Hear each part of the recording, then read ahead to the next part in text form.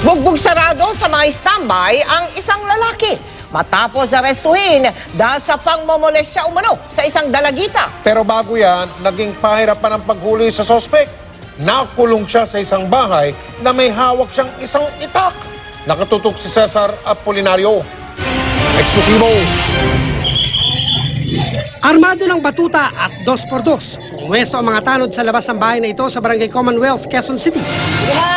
Dito raw pumasok ang isang lalaki na umano'y nang molestya ng 14 anyos sa dalagita kaninang umaga. May bitbit daw na itak ang sospek. Dahil armed and dangerous daw, lalo't nakulong na sa kasong frustrated homicide.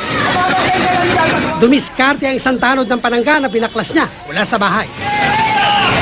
Umupa ang tensyon nang dumating ang pulisya. Sinubok ng XO ng barangay at ng isang tanod ang sospek na kausapin. Tayo si, ya.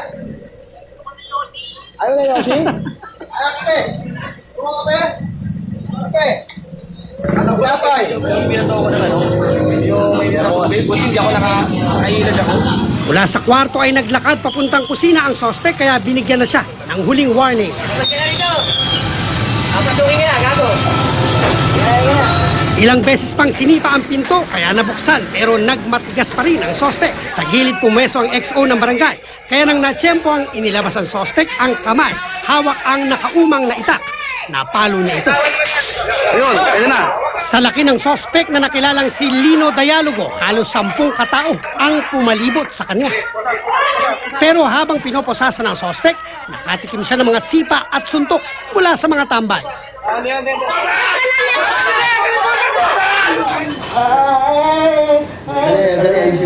Saka iniharap sa kapitan.